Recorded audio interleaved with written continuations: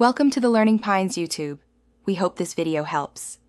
In this video, I will explain how to erase a MacBook Pro.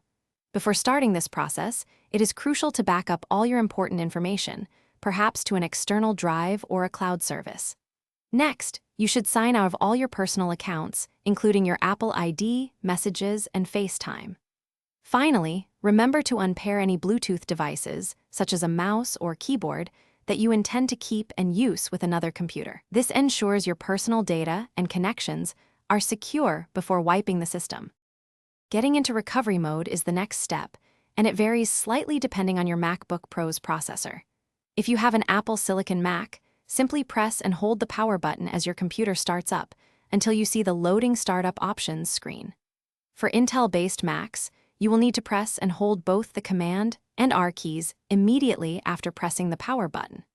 Release these keys once you see the familiar Apple logo or a spinning globe appear, signifying you are entering recovery mode. Once in recovery mode, open Disk Utility from the Mac OS Utilities window and click Continue.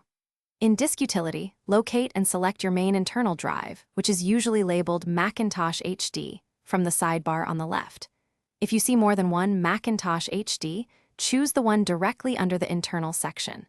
Click the Erase button in the toolbar, give it a new name like Macintosh HD, and ensure the format is set to Apps. Confirm your action to proceed with the erasure. After successfully erasing your drive in Disk Utility, close the application to return to the main Mac OS Utilities window. From there, select the option to reinstall Mac OS. You will then be guided through a series of on-screen instructions, prompting you to choose your newly erased disk as the destination.